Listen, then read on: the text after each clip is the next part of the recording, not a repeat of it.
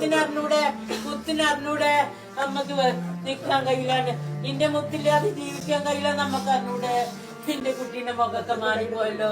എന്തിനു ഭാവേജ് ചെയ്തത്? എന്തിനമ്മ ചെയ്തത്? എന്തിനു സ്വന്തം ചെയ്തത്?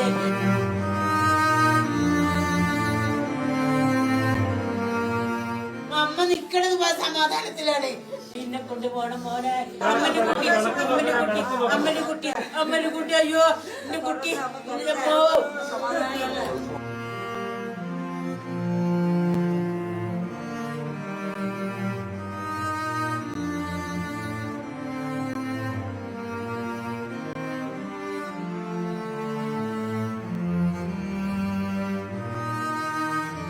ഇന്നലെ നമ്മൾ ഓൾറെഡി ഇതിനെപ്പറ്റി ഒരു വീഡിയോ ചെയ്തതാണ്.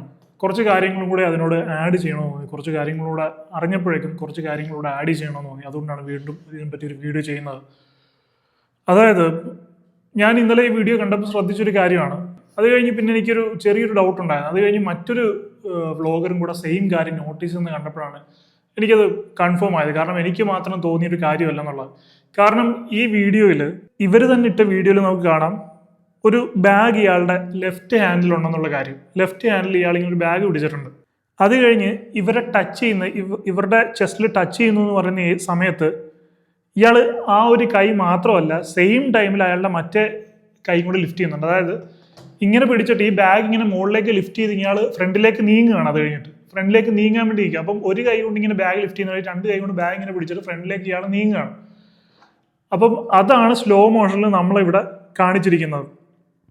അതായത് ബാക്കി നീക്കുന്ന അപ്പൂപ്പൻ്റെയും ബാക്കി നീക്കുന്ന ചേട്ടന്മാരെയൊക്കെ നോക്കുകയാണെങ്കിൽ സാധിക്കും അവരെല്ലാം സ്ലോ മോഷനിലാണ് നീങ്ങുന്നത്. അതിനർത്ഥം ഈ ടച്ച് ചെയ്യുന്ന അത്രയും സമയം ഇയാൾ ഇങ്ങനെ ടച്ച് ചെയ്തുകൊണ്ടിരിക്കുകയല്ല, പെട്ടെന്ന് ആ കൈ ഇങ്ങനെ പൊക്കിയിട്ട് മുമ്പോട്ട് പോവുകയാണ്.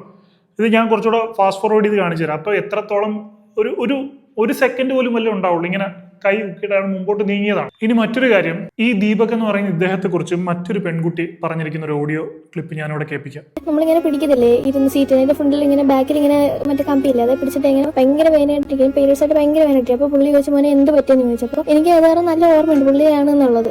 അപ്പോഴാണ് ശരിക്കും പുള്ളിയുടെ ഫേസ് കാണുന്നത്. അപ്പോൾ ചോദിച്ചു എന്ത് പറ്റിയെന്ന്. അപ്പോൾ ഞാൻ കാര്യങ്ങളൊക്കെ പറഞ്ഞു അയ്യോ പെയിൻ കില്ലർ വല്ലതും ഉണ്ടോ. അപ്പോൾ അമ്മയോട് ചോദിക്കുക പറഞ്ഞു. അപ്പോൾ അമ്മയ്ക്ക് വയ്യായിരിക്കായിരുന്നു. അപ്പോൾ ഞാൻ പറഞ്ഞു അയ്യോ വേണ്ട ഏട്ടാ അറിയില്ല അമ്മ കിടന്നോട്ടെ എന്ന് പറഞ്ഞു. അപ്പം എന്തായിരുന്നു പുള്ളിയുടെ കയ്യിരുന്ന പാരസെറ്റമോൾ എടുത്തത്. ഇപ്പൊ തലവേദന വല്ലതും ഉണ്ട് ഇതിപ്പോ തൽക്കാലം കഴിക്കുന്ന എനിക്ക് തന്നു.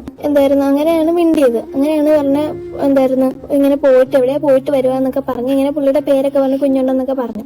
അപ്പൊ എനിക്ക് ഇങ്ങനെ ഓർമ്മയുണ്ട്. അങ്ങനെ പറഞ്ഞിട്ട് കുറെ വർത്താനമൊക്കെ പറയുകയൊക്കെ ചെയ്തപ്പോ എനിക്ക് എക്സാമിന്റെ ഒക്കെ ടെൻഷൻ ആയിട്ടിരിക്കുന്നു. അപ്പൊ പറഞ്ഞു എന്തിനാ പേടിക്കുന്നത്, ഇനിയും നമുക്ക് എന്തോരം ഇങ്ങനെ കിടക്കുവാണ്, ഇനിയും എന്തോരം കാണാൻ, ഞാനൊക്കെ ഇത്രയും പ്രായം എന്തോരം സ്ട്രഗിലൂടെ വരുന്നത്, ഇപ്പോഴും സ്ട്രഗിൾ ആണ്, ഇനി അങ്ങോട്ട് എപ്പോഴും സ്ട്രഗിൾ ആയിരിക്കും, നമുക്ക് ഒന്നും പറഞ്ഞ് പേടിച്ചിരിക്കാൻ പറ്റുമോ എന്നൊക്കെ പറഞ്ഞു. അപ്പൊ ഞാൻ പറഞ്ഞു എനിക്കിങ്ങനെ ഭയങ്കര ടെൻഷനാണ്, എന്ത് ചെയ്യണമെന്ന് അറിയത്തില്ല എന്നൊക്കെ പറഞ്ഞു. ഏതാണ്ട് ഒരു വർഷം മുമ്പ് ഇപ്പൊ മരണപ്പെട്ട ആളുടെ കൂടെ ട്രാവൽ ചെയ്ത ഒരു പെൺകുട്ടിയുടെ വോയിസ് ആണ് നിങ്ങൾക്ക് കേട്ടത്. ഒരുപാട് കാര്യങ്ങൾ ആ കുട്ടീന്റെ അടുത്ത് സംസാരിച്ചു. ഒരു വർഷം മുമ്പ് ട്രാവൽ ചെയ്ത ആളെ എന്തുകൊണ്ട് ഓർത്തിരിക്കുന്നു എന്നുള്ളൊരു ക്വസ്റ്റ്യനിൽ നിന്നാണ് ഒരുപാട് കാര്യങ്ങൾ ആ പെൺകുട്ടി സംസാരിച്ചത്. ആ ഒരു പീരീഡ്സിന്റെ പെയിൻ ആയിട്ടിരിക്കുന്ന സമയത്ത് പോലും ആ ഒരു കുട്ടീനെ ഹെൽപ്പ് ചെയ്യാനും എക്സാമിന്റെ മറ്റു ടെൻഷൻ ആയിട്ടിരിക്കുന്ന അവളെ ആശ്വസിപ്പിക്കാനും എല്ലാം അയാൾ അന്ന് കാണിച്ച മനസ്സ്, അയാളുടെ നല്ല വാക്കുകൾ, അതാണ് ആ കുട്ടി ഇപ്പോഴും ഓർത്തിരിക്കുന്നത്. ഇതേ ആളെ തന്നെയാണ് ഇന്നലെ ഒരുത്തി പീഡകനാണ് കയറി പിടിക്കണവനാണെന്ന് പറഞ്ഞ് വീഡിയോ ഇട്ടത്. എനിക്ക് വിശ്വസിക്കാൻ പറ്റുന്നില്ല. ഇതുപോലെ അനവധി ആൾക്കാർ പല രീതിയിലും മെസ്സേജ് അയക്കുന്നുണ്ട്. ഇതൊന്നും ആർക്ക് റീച്ച് കിട്ടാൻ വേണ്ടി, ആർക്ക് റീച്ച് ഉണ്ടാക്കാൻ വേണ്ടി ചെയ്യുന്നതല്ല. ഞാൻ അയാളുടെ മരണത്തിന് മുമ്പും അതിന് കൃത്യമായിട്ട് കാര്യങ്ങൾ പറഞ്ഞ് സപ്പോർട്ട് ചെയ്ത് വീഡിയോ ഇട്ടിട്ടുണ്ട്. ഇനി അദ്ദേഹം മരിച്ചതിന് ശേഷവും ഇതേ കാര്യങ്ങൾ തന്നെയാണ് ചെയ്തുകൊണ്ടിരിക്കുന്നത്. ഇനി എനിക്ക് റീച്ച് കിട്ടാനും ഫോളോവേഴ്സ് കിട്ടാൻ വേണ്ടി ചെയ്യുന്നതെന്ന് പറയുന്നവരാണ് ആണെന്ന് തന്നെ കൂട്ടിക്കും. എന്തായാലും ഒരാളെ കൊന്നിട്ടോ ജീവനെടുത്തിട്ടോ അല്ല ഞാൻ റീച്ച് ഉണ്ടാക്കുന്നത്. ഇതിനു മുമ്പും ഇതുപോലെ ഒരുപാട് വീഡിയോസ് ചെയ്തിട്ടുണ്ട്. വ്യൂസ് വരുമെന്നോ ഫോളോവേഴ്സ് വരുമെന്നോ ഒന്നും നോക്കിയിട്ടല്ല. എന്നെ കൊണ്ട് പറ്റുന്ന കാര്യങ്ങൾ ചെയ്ത് മുന്നോട്ട് പോവുക, അത്ര ഞാൻ ഉദ്ദേശിച്ചിട്ടുള്ളൂ. നമുക്ക് ഇപ്പം മൊത്തം സീനാരിയോയിൽ നമുക്ക് മനസ്സിലാകുന്ന കാര്യം പൂർണ്ണമായിട്ടും ഇദ്ദേഹം നിരപരാധിയായിരുന്നു എന്നുള്ള കാര്യം തന്നെയാണ്. അതിനകത്ത് ഇപ്പോൾ ഒരു സംശയത്തിൻ്റെ ആവശ്യമില്ല. പല സീനാരിയോസ് എടുത്ത് നോക്കുമ്പോൾ പൂർണ്ണമായിട്ടും ഇദ്ദേഹം നിരപരാധിയായിരുന്നു എന്നുള്ള കാര്യമാണ് നമുക്ക് മനസ്സിലാക്കാൻ സാധിക്കുന്നത്. പിന്നെ നമുക്ക് ചോദിക്കാൻ പറ്റുന്ന ഒരു കാര്യം, ഇപ്പം ഇദ്ദേഹം മരിച്ചപ്പോൾ നിങ്ങളെല്ലാം ഇത് കണ്ടുപിടിച്ചുകൊണ്ട് വരുന്നു, നേരത്തെ എന്തുകൊണ്ട് കണ്ടുപിടിച്ചുകൊണ്ട് വന്നില്ല എന്നുള്ളൊരു ക്വസ്റ്റ്യന് അതിനുള്ള സ്പേസ് ഇദ്ദേഹം നമുക്ക് തന്നില്ല എന്നുള്ളതാണ്. കാരണം മിനിഞ്ഞാന്ന് വീഡിയോ ഇട്ടു, ഇന്നലെ അദ്ദേഹം ആത്മഹത്യ ചെയ്തു.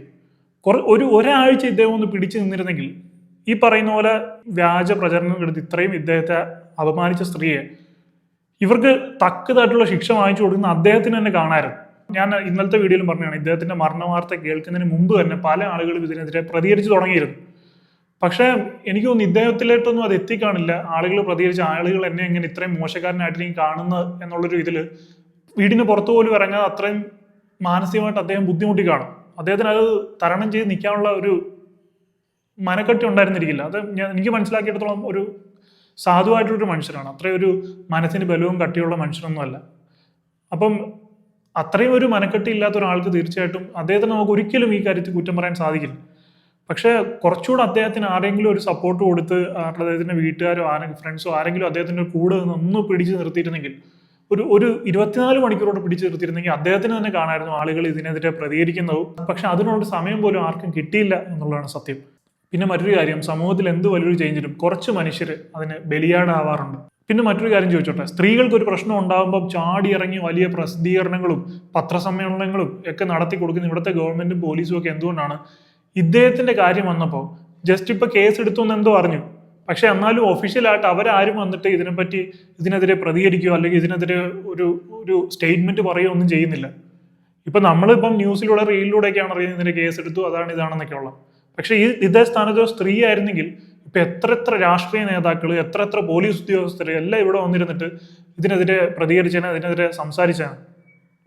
പിന്നെ വേറൊരു കാര്യം ഞാൻ പറയാൻ ഉദ്ദേശിച്ചത്, സ്ത്രീകൾക്ക് രാപ്പനി വരുമ്പോൾ മാത്രം നാക്ക് പൊങ്ങുന്ന ചില ഗുൽമോഹർ കണ്ടന്റ് ക്രിയേറ്റേഴ്സും യൂട്യൂബേഴ്സും റിയാക്ഷൻ വ്ളോഗേഴ്സും ഒക്കെ ഉണ്ട്. നിങ്ങൾ ഞാൻ ഈ പറയുന്ന സാധനം റെക്കോർഡ് ചെയ്ത് വെച്ചോ, സ്ക്രീൻഷോട്ട് എടുത്ത് വെച്ചോ, അല്ലെങ്കിൽ സ്ക്രീൻ റെക്കോർഡ് ചെയ്ത് വെച്ചോ, ഇവരാരും ഇപ്പൊ ഇതിനെതിരെ ഒരു അക്ഷരം മിണ്ടില്ല. കാരണം എന്ന് പറഞ്ഞു കഴിഞ്ഞാൽ ഇപ്പൊ എന്തെങ്കിലും തരത്തിലുള്ള ന്യായീകരണമായിട്ട് മുന്നോട്ട് വന്നു കഴിഞ്ഞാൽ ആൾക്കാർ വട്ടം കൂടി എറിഞ്ഞു കൊല്ലൂന്നറിയാം. അതുകൊണ്ട് നാക്ക് പൊങ്ങില്ല ഇവരുടെയൊന്നും. പക്ഷെ ഇനി ഒരു 3-4 ദിവസം കഴിഞ്ഞ് അല്ലെങ്കിൽ ഒരു 5 ദിവസം കഴിഞ്ഞ് ആളുകളൊക്കെ ഒന്ന് ഒതുങ്ങി കഴിയുമ്പോൾ, ആളുകളൊന്നും അത്രയും സംസാരിക്കുന്നില്ല, ആളുകളുടെയൊക്കെ ഇതിനോടുള്ള പ്രതിഷേധം ഒന്ന് കുറഞ്ഞു കഴിയുമ്പോൾ അപ്പം ന്യായീകരണ കമ്മിറ്റിയായിട്ട് വരും. അതങ്ങനെ ആയിരുന്നു, ഈ പെണ്ണ് ഇങ്ങനെ ആയിരുന്നു, മറ്റേതായിരുന്നു, ഇവർ ചെയ്തതാണ് ശരി, മറ്റേ ആൾ തെറ്റാണ് എന്നൊക്കെ പറഞ്ഞ് അപ്പം വരും. കാരണം കുറച്ച് കഴിഞ്ഞ് തന്നെ ന്യായീകരിച്ചുകൊണ്ട് വരുമ്പോൾ അധികമൊന്നും ആളുകൾ ഇതിനെപ്പറ്റി ശ്രദ്ധിക്കില്ല, വലിയ പ്രശ്നങ്ങളൊന്നും ഉണ്ടാവില്ലെന്നറിയാം. എനിക്ക് പറയാനുള്ള അപ്പം അങ്ങനെ വരുവാണെങ്കിൽ ആ സമയത്ത് നിങ്ങൾ ഇതിനെതിരെ പ്രതികരിക്കണം. ഇപ്പം നിങ്ങളുടെ ഈ ചൂട് പോയി കഴിഞ്ഞ് അവർ വരുമ്പോൾ ചിലപ്പോൾ നിങ്ങളത് കണ്ടില്ല കേട്ടില്ല എന്ന് പറഞ്ഞ് വിടും. പക്ഷെ അപ്പോൾ വരുമ്പോൾ അപ്പോഴും ഇതിനെതിരെ നിങ്ങൾ പ്രതികരിക്കണം. എന്നാലേ ഇവിടെ ഒരു മാറ്റം ഉണ്ടാവും. യുവമാരൊക്കെ ഫെമിനിസ്റ്റ് ആണ്, ഇക്വാലിറ്റി ആണെന്നൊക്കെ പറയുമെങ്കിലും ഒരാണിന്റെ പ്രശ്നത്തിന് പോലും, ന്യായമായിട്ടുള്ള ഒരു ആണിന്റെ കേസിൽ പോലും യുവമാരൊന്നും പ്രതികരിച്ച് കണ്ടിട്ടില്ല. എപ്പോഴും ഒരു പക്ഷം പിടിച്ച് മാത്രം സംസാരിച്ചിട്ടാണ് സംസാരിക്കുന്നത്. അപ്പൊ അതിന് ഒരിക്കലും ഇക്വാലിറ്റിക്ക് വേണ്ടി സംസാരിക്കുന്നവരൊന്നും നമുക്ക് പറയാൻ സാധിക്കില്ല. ഇപ്പൊ ഇന്നലെ ഞാനിട്ട വീഡിയോയ്ക്ക് വന്ന ഒരു കമന്റ് ഞാൻ നിങ്ങളെ കാണിച്ചു തരാം. ടൈം സ്റ്റാമ്പ് വെച്ചിട്ട് 3:18 എന്ന് പറയുന്ന ടൈം സ്റ്റാമ്പ് വെച്ചിട്ട് ആ വീഡിയോ ഞാനിവിടെ ഐ ബട്ടണിൽ കൊടുത്തേക്കാം. കണ്ടിട്ടില്ലാത്തവർക്ക് അത് കയറി കാണാം. ഇതിനെപ്പറ്റി എൻ്റെ പ്രൈമറി ആയിട്ടുള്ള എൻ്റെ അഭിപ്രായം ഞാൻ അതിലാണ് പറയുന്നത്. ഇതിനകത്ത് കുറച്ച് ഈ വീഡിയോയിൽ കുറച്ച് ഡീറ്റെയിൽ ആയിട്ടുള്ള എൻ്റെ വശങ്ങളാണ് ഞാൻ ഡിസ്കസ് ചെയ്യുന്നത്. അപ്പോൾ ഇതിനകത്ത് ഇന്നലെ വന്നൊരു കമന്റ് ആണ്, 3:18 ടൈം സ്റ്റാമ്പ് വെച്ചിട്ട്. അപ്പോൾ അയാൾ കൈകൊണ്ട് മനഃപൂർവ്വം മുട്ടിയതിനെ ന്യായീകരിക്കുകയാണോ? നിങ്ങളുടെ ട്രേഡിംഗ് ടിപ്സ് യൂസ്ഫുൾ ആണ്, അതുകൊണ്ട് മാത്രം ഫോളോ ചെയ്യുന്നതാണ്. അതിനിടയിൽ ഇത്തരം ന്യായീകരണങ്ങളും കാണണമല്ലോ. പ്രതി ചേർക്കപ്പെട്ട ആൾ കുറ്റബോധം കൊണ്ട് മരിച്ചതായിരിക്കും. മരിച്ചത് കൊണ്ട് തെറ്റ് അല്ലാതെ ആകുന്നില്ല, മരണത്തെ ന്യായീകരിക്കുന്നതുമില്ല. അപ്പം ഞാൻ പറഞ്ഞല്ലോ, അയാൾ മരിച്ചു, ഓൾമോസ്റ്റ് എല്ലാവർക്കും മനസ്സിലായി അയാൾ തെറ്റുകാരനല്ല എന്നുള്ളത്. എന്നിട്ടും വീണ്ടും വന്ന് അതിനെ ന്യായീകരിച്ച് കമന്റ് ഇട്ടിരിക്കുകയാണ്. അപ്പം ഞാൻ അതിന് വ്യക്തമായിട്ടുള്ള റിപ്ലൈ കൊടുത്തു. ഞാൻ പറഞ്ഞു, അല്ല സിസ്റ്റർ, തട്ടിക്കോ എന്ന് പറഞ്ഞ് നെഞ്ചും വിരിച്ച് അയാളുടെ കയ്യിലേക്ക് ചേർന്ന് നിന്ന മഹത്തായ ഒരു കാര്യമാണെന്ന് പറയുമായിരുന്നു ഞാൻ പറഞ്ഞു. പിന്നെ നിങ്ങളെപ്പോലുള്ള ആളുകളൊന്നും എൻ്റെ വീഡിയോ കാണണമെന്ന് യാതൊരു തരത്തിലുള്ള നിർബന്ധവുമില്ല.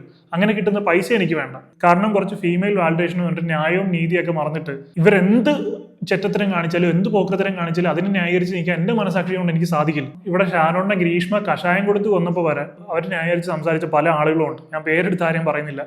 അങ്ങനെയുള്ള പല ആളുകളും വരെയാണ്. നമ്മൾ മനസ്സിലാക്കണേ, മാറി ചിന്തിക്കേണ്ട ഒരു കാര്യം, ഇപ്പോൾ ഒരു പെൺകുട്ടിക്ക് ഒരു പ്രശ്നം ഉണ്ടായി കഴിഞ്ഞാൽ ആണുങ്ങളും പെണ്ണുങ്ങളും എല്ലാം അവരുടെ ആ പെൺകുട്ടിയുടെ കൂടെ നിൽക്കും.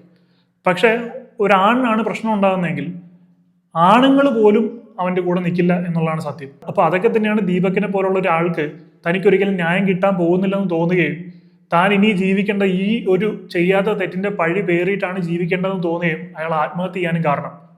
നമ്മൾ സമൂഹം തന്നെയാണ് അയാളെ കൊന്നത്. അതിനൊരു കാരണം മാത്രമാണ് ഈ പറഞ്ഞ സ്ത്രീ. നമ്മുടെ സമൂഹത്തിന്റെ ചിന്താഗതി, നമ്മുടെ സമൂഹത്തിന്റെ കാഴ്ചപ്പാടും തന്നെയാണ് ഈ പറയുന്ന ദീപകിനെ പോലൊരു തെറ്റ് ചെയ്യാത്തൊരു മനുഷ്യനെ കൊന്നത്, കൊലയ്ക്ക് കൊടുത്തെന്ന് വേണം പറയാം. ഇക്വാലിറ്റി എന്ന് പറഞ്ഞ് ആണുങ്ങൾ ശരിക്കും ഇപ്പോൾ ഒരു 2ാം തരം അല്ലെങ്കിൽ 3ാം തരം പൗരന്മാരായിട്ടാണ് കാണുന്നത്. ഒരു അടിമവർഗത്തിനെ പോലെ, ഒരു ശബ്ദം ഉയർത്താൻ പറ്റില്ല, ഒരു കാര്യത്തിനെതിരെ പ്രതികരിക്കാൻ പറ്റില്ല.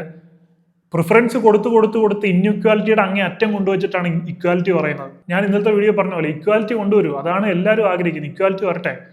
ആർക്കും മുകളിലല്ലാത്ത, എല്ലാവർക്കും ഒരേ രീതിയിൽ കൺസിഡർ ചെയ്യുന്ന, നിയമപരമായിട്ടും സോഷ്യലിയും ഇമോഷണലിയും എല്ലാം ഒരേ രീതിയിൽ ആണിനെയും പെണ്ണിനെയും കൺസിഡർ ചെയ്യുന്ന, എല്ലാവരെയും ആണ് പെണ്ണെന്ന് വേർതിരിക്കാതെ മനുഷ്യരെന്നുള്ള രീതിയിൽ എല്ലാവരെയും കൺസിഡർ ചെയ്യുന്ന നിയമങ്ങളും ചിന്താഗതികളും സോഷ്യൽ വാല്യൂസും കൊണ്ടുവരട്ടെ. അതാണ് വേണ്ടത്.